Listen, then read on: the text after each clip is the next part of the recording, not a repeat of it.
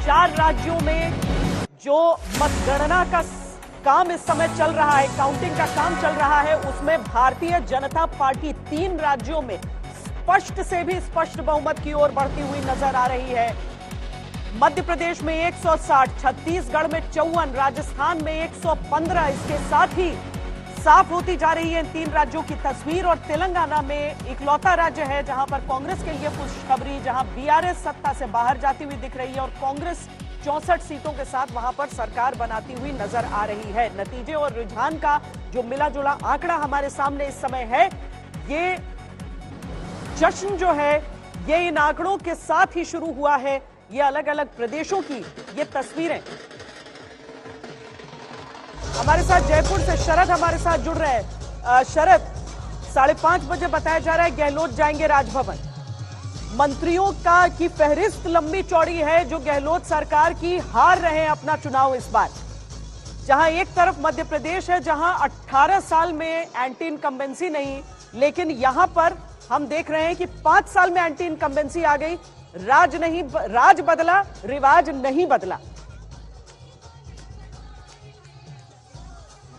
देखिए, मोदी नाम केवलम, पूरा राजस्थान का चुनाव मोदी के नाम पर था। अब तस्वीरें देखते रहिए, आतिशबाजी का, ढोल नगारे का, तस्वीरों के साथ हम दिखाते हैं किस तरह से जश्न का यहाँ माहौल है। बीजेपी दफ्तर में अभी अभी आए थे केंद्रीय मंत्री गजेंद्र सिंह शेखावत और सीपी जोशी फूल बरसा कर गए हैं। और यहाँ से आप 500 मीटर तक जितना जा रहा है, हर जगह नारेबाजी हो रही है मोदी के नाम पर। मोदी के इस आंधी में, इसे आंधी इसलिए हम कहेंगे कि देखिए यहाँ पर बीजेपी माइनस मोदी प्लस का चुनाव मानता हूं मैं। बहुत बड़े कद्दावर नेता नहीं थे और सतीश पुनिया, राजेंद्र राठौड़ जितने ये मुख्यमंत्री के उम्मीदवार थे, सब चुनाव हार रहे हैं। तो आप समझिए प्रधानमंत्री नरेंद्र मोदी अपने चेहरे पर चुनाव को खींचकर यहाँ तक लाए हैं। और दूसरी बड़ी बात है कि भ्रष्टाचार एक बड़ा मुद्दा रहा, चाहे छत्तीसगढ़ हो चाहे राजस्थान हो। भ्रष्टाचार, विधायकों का भ्रष्टाचार या फिर ये पेपर लीक, लाल डायरी, जिस तरह से प्रधानमंत्री नरेंद्र मोदी ने इन मुद्दों को प्ले आउट किया है, ये काबिले तारीफ था। किसी भी नेता के लिए इस तरह से इतना माइनॉरिटी अध्ययन करके और जनता के बीच समझाना, एक कनेक्ट करते थे। वही दूसरी तरफ पे राहुल गांधी की रैली में जाता था तो ओबीसी की बात करते थे और दूसरी तरफ से वो दुनिया की बात करते थे। वही पिछले 2018 के चुनाव वाला अडानी वाली बात करते थे। तो मुझे लग रहा है कि वो तालियां बजती नहीं थी, तभी मुझे एक डिफरेंस लगता था।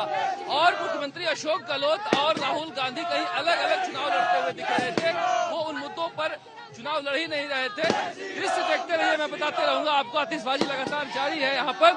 देखिए, ये कर्नाटक फॉर्मूले की हार में, सुबह से करूं, कर्नाटक फॉर्मूला में जिस तरह से सिद्धारमैया और डीके शिव कुमार साथ लड़े थे, यहाँ पर एक भी रैली में साथ में सचिन पायलट और अशोक गहलोत नहीं जा पाए और राहुल गांधी ये करने में भी असफल रहे। इस बीच नरेंद्र मोदी अपने कंधों पर भार उठाए राजस्थान को, और जिस तरह से पूरे राजस्थान में देखिए हर इलाके में जहां गए हैं अलग अलग बातें। अगर जाते हैं वो भरतपुर में तो वहां कहते हैं ईआरसीपी, पूर्वी नहर परियोजना की बातें। अगर जयपुर में आते हैं तो कहते हैं लाल डायरी की बातें। अगर जोधपुर में जाते हैं तो अशोक गहलोत के बेटे पर प्रहार करते हैं। हाड़ौती में जाते हैं तो शांति धारीवाल के मर्दों बयान को बात करते हैं। अगर मेवाड़ में जाते हैं तो कन्हैया लाल तेली की बात करते हैं। ये जो पूरा चुनाव था, ये प्रधानमंत्री नरेंद्र मोदी के नाम पर लड़ा गया, चेहरे पर लड़ा गया। और कांग्रेस की हार की बड़ी वजह रही कि योजनाओं का जमीन पर नहीं जाना। देखिए, ये बात तो आज नहीं कल उठनी ही थी कि योजनाओं का जितना ढिंढोरा पीटा गया, क्या उतनी योजनाएं जमीन पर गई थी। एक परसेप्शन बनाने की कोशिश की गई और खास करके दिल्ली में या फिर बाहर, जयपुर के बाहर में एक परसेप्शन बना कि बहुत कल्याणकारी राज्य है। भरोसा नहीं किया लोगों ने, क्योंकि मैं बार बार कहता हूं कि कौन सी योजना, सबसे बड़ी योजना 500 सिलेंडर की बात करती है श्वेता।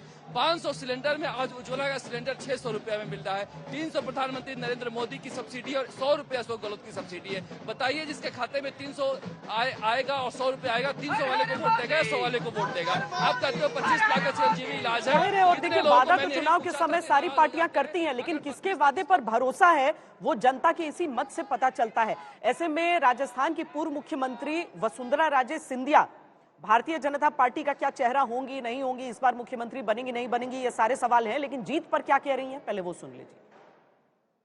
राजस्थान की ये जो शानदार जीत है, ये माननीय हमारे प्रधानमंत्री नरेंद्र मोदी जी जिनका मंत्र था ये सबका साथ, सबका विकास, सबका विश्वास और सबका प्रयास, ये उसकी जीत है, उनकी दी हुई गारंटी की जीत है।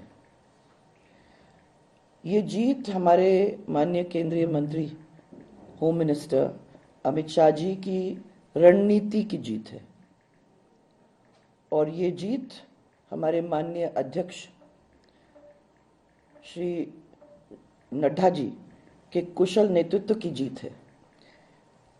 और फिर सबसे इम्पोर्टेंट ये भी है, ये जीत हमारे कार्यकर्ताओं की, जिनके अथक प्रयास परिश्रम की जीत है।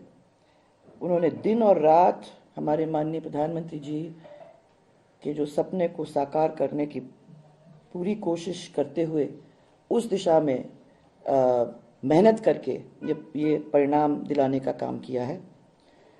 और सबसे बड़ी बात तो यह है कि ये जीत हमारे जनता जनार्दन की है, जिसने कांग्रेस के कुराज को नकारते हुए और भारतीय जनता पार्टी के सुराज को अपनाने का काम किया है। और ये जीत 2024 में मोदी जी को फिर से देशवासियों की सेवा का अवसर देने की जीत। अलग अलग चेहरे हैं जिन्हें लेकर ये कयास लगाए जा रहे हैं कि कौन बन सकता है मुख्यमंत्री। इसी क्रम में है दिया कुमारी। दिया कुमारी क्या कह रही हैं इस जीत के बाद, वो सुनिए। साथ में इस समय दिया कुमारी हैं। मैम, जिस प्रकार का रिस्पांस और जिस प्रकार का जन समर्थन मिला आपको, क्या लगता है आपको? नो, ये देखिए ऐसा आप मना कर रहे हैं लोगों को कि आपको सीएम ना कहें, पर लोग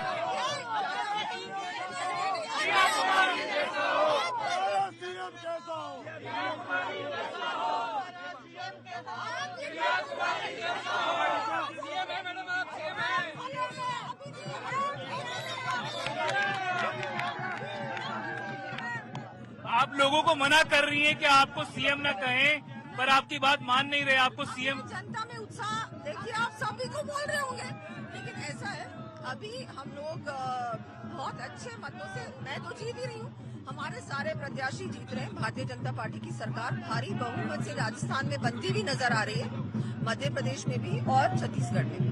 बहुत अच्छी दिया कुमारी जी, जिस तरह से पार्टी ने आपको विद्याधर नगर से चुनाव लड़ने की जिम्मेदारी दी और जिस तरह से आपको जन समर्थन मिला है, अगर पार्टी आपको कहती है कि आपका अगला पड़ाव मुख्यमंत्री के पद के तौर पर जिम्मेदारी निभाने का होगा, क्या आप उसको एक्सेप्ट करेंगी? ये कोई ऐसी चीज थोड़ी है कि आप एक्सेप्ट करो या नहीं करो। देखिए, ये सब डिसीजंस पार्लियामेंट्री बोर्ड और टॉप लीडरशिप करेगी और जिम्मेदारी के लिए आप तैयार हैं? भारतीय जनता पार्टी का सीएम बनेगा, सबसे बड़ी बात तो वही है।